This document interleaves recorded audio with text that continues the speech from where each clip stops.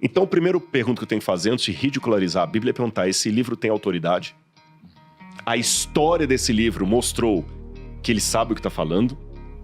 Aí daria um podcast todo só sobre isso. Que a Bíblia é um livro que tem autoridade. Não vou dar as razões aqui, mas posso afirmar que tem. A partir da história, da teologia, da filosofia, da arqueologia, é um livro que tem autoridade. Bom, se ela tem autoridade, então eu vou compará-la ao médico de São Paulo, famoso, ou os especialistas em investimento do Grupo Primo. Sim. Já demonstraram que tem notoriedade. E às vezes vocês vão me dar um conselho financeiro que não faz o menor sentido. Hoje vamos falar um pouco sobre a história de Noé. Uma das mais emblemáticas e profundas narrativas bíblicas é encontrada no livro de Gênesis, capítulos 6 a 9. Ela narra um período da humanidade carregado de significados e lições eternas sobre obediência, fé, julgamento e redenção. Para falar sobre isso, estamos aqui com Rodrigo Silva, doutor em Teologia Bíblica. Junte-se a nós nesta exploração bíblica para entender melhor as lições eternas e os simbolismos que continuam relevantes até hoje. Este vídeo é essencial para todos que buscam compreender as histórias fundamentais da fé cristã e sua aplicação na sua vida. Mas uma pergunta que você falou muito da idade. Uma dúvida que me gerou. Todo mundo naquela época tinha essas idades, ou era uma coisa muito especial de uma correlação direta com...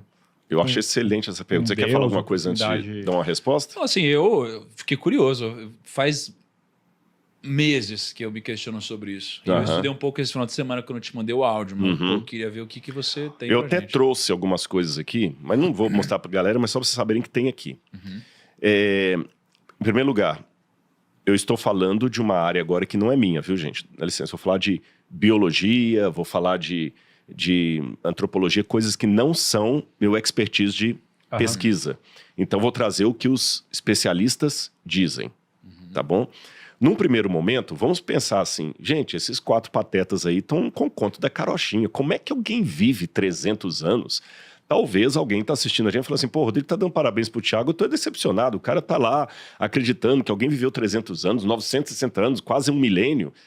Não faz sentido um negócio desse. Bom, em primeiro lugar, vamos trabalhar com... O primeiro ponto para você determinar se isso procede ou não é quem está falando. Quem está falando. Por exemplo, se eu for a um médico renomado de São Paulo, e ele falou assim, Rodrigo, para essa questão aqui, você tem isso e tem que fazer esse tratamento. Por que eu acredito? Porque ele é um médico que já demonstrou ter renome. Se eu for conversar talvez com outro médico, com outro, eu falo assim, não, bobagem, você não tem isso. Eu, Rodrigo, não tenho argumento para refutar o outro, porque eu não sou da área médica.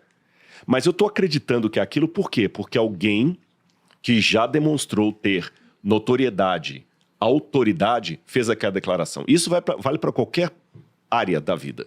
Negócios.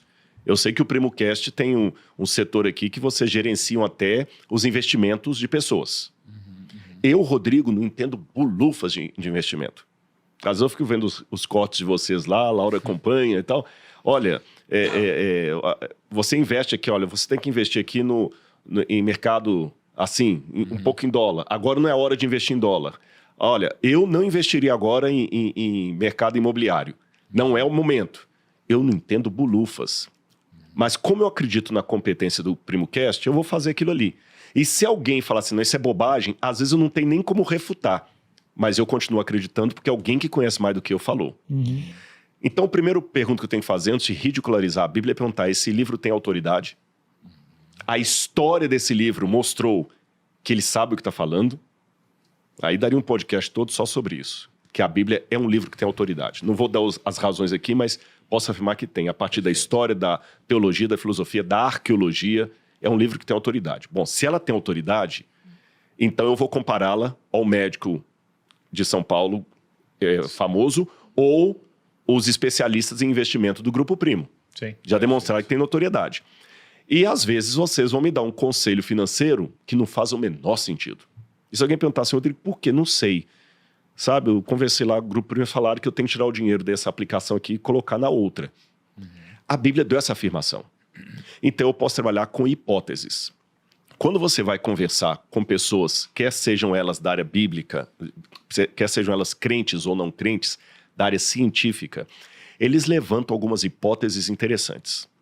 Lembrando, o que eu vou falar daqui para diante não é fruto da minha pesquisa, porque não é meu expertise. Tá. Alguns vão falar que isso que eu vou dizer aqui é besteira, outros vão falar que não, mas tem artigo indexado sobre o que eu vou dizer.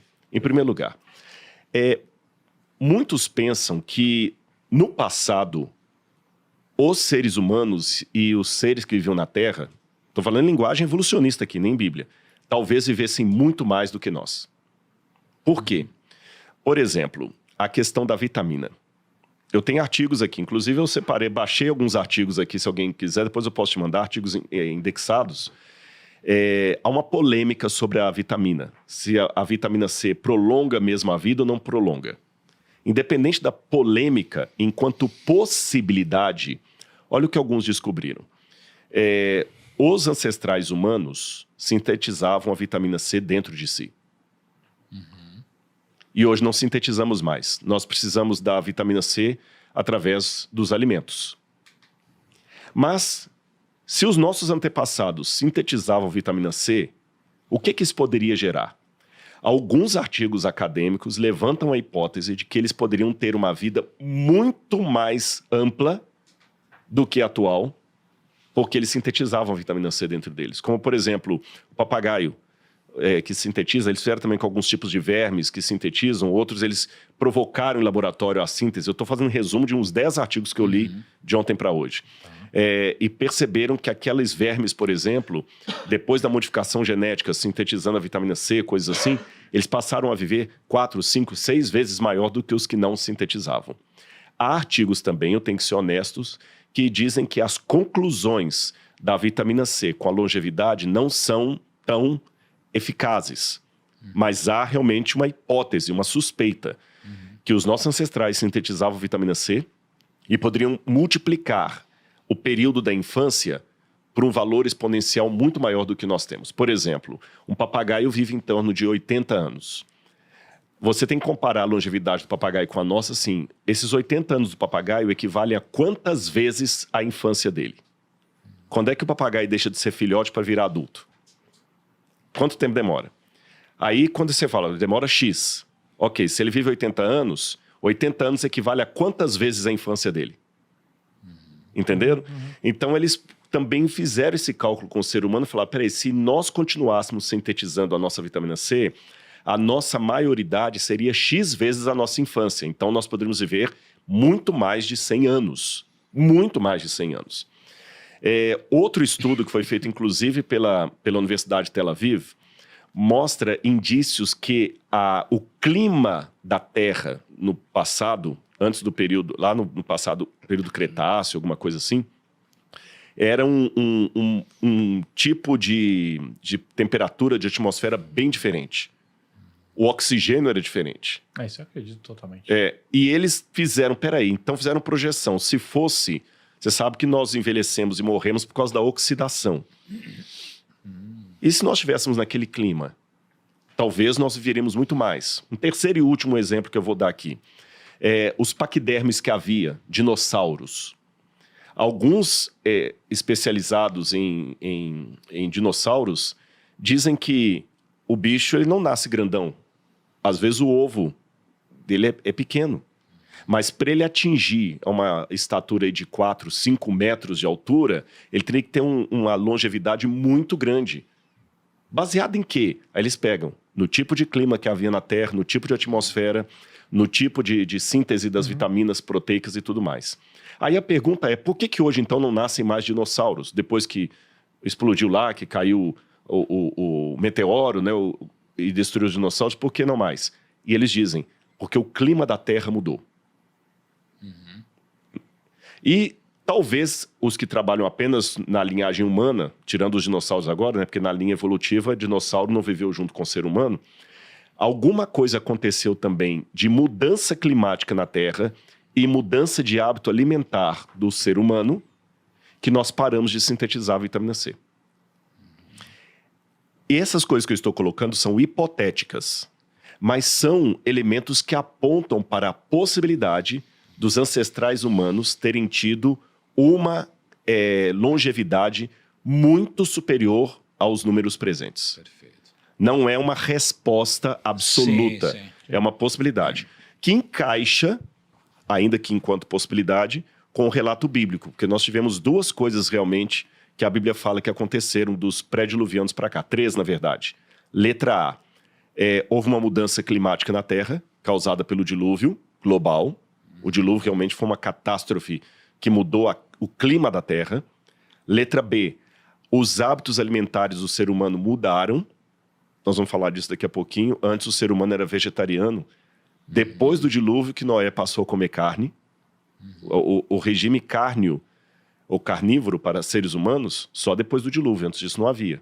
Então houve uma mudança de alimentação. Mudança climática e mudança de alimentação. Eu não sabia, pensei que o Adão tinha machadada nos bichinhos todos e como os artigos apontam. Mudança climática e de hábito alimentar.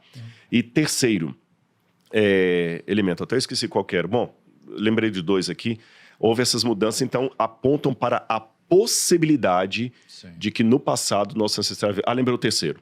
Depois do dilúvio, você nota que a expectativa de vida dos seres humanos começa a diminuir. Existe uma curva de estudo nisso aí. Você vê, Noé já viveu menos do que Matusalém, do que esse pessoal todo. Depois, Cão, Sem, Jafé vão vivendo menos, Noé menos. Depois, Moisés já vai diminuindo. E tem uma curva que eles calculam que faz todo sentido com essa mudança climática na Terra. Então, aí o último elemento que eu queria colocar... Não somente a Bíblia, mas se você pegar todos os épicos sumerianos que falam dos que viveram antes do dilúvio, também apresentam idades astronômicas que depois caem para idades próximas das que temos hoje. Cara, vamos lá. Deixa eu contextualizar e trazer mais um ponto em cima disso. Ficou confusa essa resposta aqui? Não é confuso, é que é difícil. É difícil, É difícil, primeiro, porque é uma possibilidade. Né? Segundo, porque são muitos termos técnicos mesmo. Mas deixa eu te jogar uma outra provocação sobre a idade. Aqui em Gênesis 3, quando a gente está falando sobre a corrupção... Gênesis 3 ou 6? 6. Quando a gente está falando da corrupção do gênero humano, né? Diz o seguinte. Deus diz que a gente vai passar e viver só 120 anos. Não. Porque o meu espírito não agirá para sempre no ser humano, pois este é carnal, e os seus dias serão 120 anos. Não é isso que você está querendo dizer? Eu já vi muita gente lendo isso aqui. Vamos ler o texto aqui, né? Aqui, olha, eu vou ler desde o verso 2 para ficar mais fácil. Os filhos de Deus viram que as filhas dos homens eram bonitas e tomaram para si mulheres, aquelas que, dentre todas, mais lhe agradaram. Então o Senhor disse: o meu espírito não agirá para sempre no ser humano, pois esse é carnal, e os seus dias serão 120 anos. Muitos que leem isso aqui pensam assim, expectativa de vida, então seria no máximo 120 anos. O que não parece ser o caso, porque depois disso Noé viveu mais do que 120 anos. Tá certo? O que significa 120 anos? Isso aqui é o prazo que Deus deu para a humanidade se arrepender. Porque 120 anos foi o período que Noé gastou para construir a arca. Então significa que durante o período que Noé estava construindo a arca, a cada martelada, a cada machadada, ele batia e pregava, batia e pregava. O dilúvio vai vir. Então, até essa questão de Deus decidir destruir, não foi sem aviso prévio. O cara deu 100 anos de aviso prévio. 100 anos de aviso prévio. Por isso que hoje Jesus compara a segunda vinda dele, o juízo final, aos dias anteriores ao dilúvio. Nós também estamos sendo advertidos. Nós estamos, entre aspas, né, dentro dos 120 anos, estou falando de maneira simbólica, que antecedem a vinda de Jesus, né, simbolicamente falando. Então, 120 anos aqui é o período de graça que Deus deu para o povo se arrepender.